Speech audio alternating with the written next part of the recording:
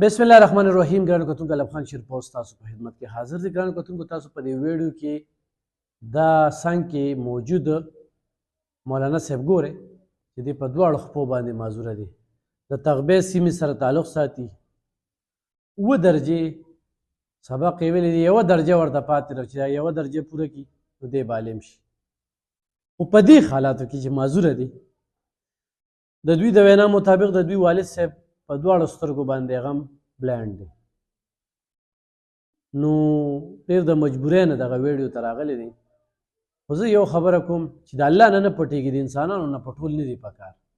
موږ وایي دا خلکه به څه وایي، خلکه چې څه وایي دي د خلکو نور کار څه دی. خو داسې خلکه شته چې هغوی وایي چې زموږ دا پیسې په ټیک ټاک ځای باندې ولګي.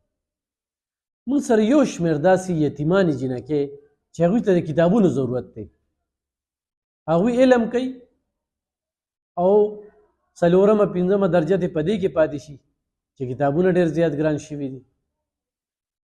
په دغه کې را سره څوک کومک کوي یا څوک داسې وي چې د کونډو له زما طرف نه دا سلایي مشین ورکه.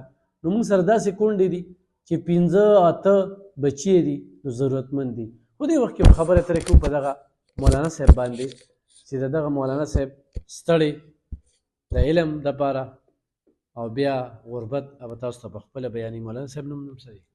بسم الله الرحمن الرحیم. زما رحمتالله نوم دی او تغبې تحصیل اوسېدونکی یم. نو دا ښه خبره ده چې ما په خپله لکه په ډېر تکلیف سره دا 6 درجې راورسولې. نو د 2016 نه واله 2024 پورې زما د 9 کال روان یم مدرسې. خو اخوا لکه مشکلاتو باوجود دومره ګیر کړم چې لکه هغه اخوا د 8مه کال د آخري درجه زه نشم لکه پوره کولی. لکه یو طرف ته مې والد صاحب په سترګو ړوند دی، بل طرف ته زما کور کې لکه لور څوک د خرچې مرچې لکه لور څوک نشته. د هغې د باوجود ځان خپل روزګار موزګار کوم، خو لکه هغه هم اوس حالات داسې دي چې لکه هغه هم سمې نه خوري. د ډېر باوجود د وجې لکه ما اوس دا 9مه درجه چې کوم ده لکه دا سټاپ کړه. ما ویل دا 9مه او دا 8مه درجه زه نه ویم، نو په دې کې به ځان څه کار مار وکړم، نو چې بیا لکه زما کله اوس مسو شو نو بیا به د 8مه درجه ویم. خو ستاسو د الله ډېر خوشحاله کړي چې لکه دې دومره هغې ته رالو او ما وویل چې دوی زموږ د اواز چوت کړي او کم کتونکي چې دي هغوی ته هم زه پیغام ورکوم چې لکه ما سره په دې کې پوره مرسته وکړي. په دې مات ګوډ وجود باندې ته څه روزګار کوې؟ زه خو به تسبیح مسواکونه او دا ټوپۍ وغیره چې کوم دا خرڅوم او دې سره کتابونه کوټینګ کوم د قرآن مجیدونه په جوماتونو باندې ګرځم او لکه بس چا قرآن مجیدونه یي یا نه یي خو هغوی دې بیا هم لکه ما سره مرسته کوي. په دې کور کې وروڼه خویندې خو خویندې خو مې ټولې واده دي، خو لکه کور کې اوس زما څوک نشته. بس زه داسې معذور یم او والد صاحب مې په سترګو ړوند دی. په دې د کور خرچه هم کې چې دغه کې څو ګټې او چې دې کې د کور خرچه هم چلېږي او بیا چې کوم دی د هغې په وجود لکه بیمارۍ یې راشي او زه پکې خپل تعلیم هم رسوم. کور خپل دی؟ کور خو جي زموږ خپل لکه مخکې وو لکه په دې وجه نو بیا هغه ماماګانو څه وه لکه هغوی دې والدینو مې ورکړی ده، خو لکه د هغې کور لږ اوس هم لکه جوړولو پیسې مو سره نشته. کور او داسې بجلی بیل او دا هم جمع کوې؟ او جي بجلي بیل شو، ګیس بیل شو، لکه لور خرچې شوې جي نو دغه زه ټولې برداشت کوم. ته وایې چې زما تعلیم مخ په وړاندې لاړ شي. او جي او داسې زما د کالج امتحان هم روان دی، زما اوس BS روان دی عبدالوري خان کې. هغې باندې په سمیسټر باندې ډېره غټه خرچه راځي، لکه هغه زما وس نه کېږي.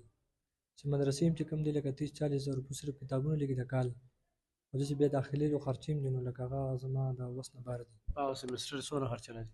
په سمیسټر باندې اوس کم از کم 35,000 روپۍ راځي په دې وخت یو کاله. او درته ووایه چې دا ته کومه ګټه وټه یا دغه کې نو معذورانو کې د خپل سرټیفیکیټ هر څه درکړي د هغې طرف نه ساته ملایي؟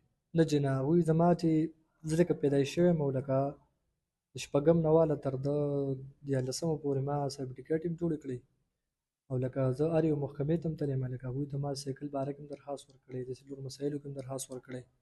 خاص مې لکه DPO مردان داسې تفویض چې دوی ته ما درخواستونه وکړي زما تعلیم دې پرې شي، لکه هغوی د اوسه پورې ما ته څه جواب رانه کړو. موبایل نمبر دې څه دی؟ موبایل نمبر مې جي 0315 93 27 571 0315 93 27 571. ډېره زیاته مننه. ګرانو کتونکو تاسو د دوی خبرې واورېدې. په دې حالاتو کې بیس هم کوي، علم هم کوي، خپله مزدورۍ باندې کوي، په خپلو مټو باندې ګټي، په دې معذوره وجود باندې.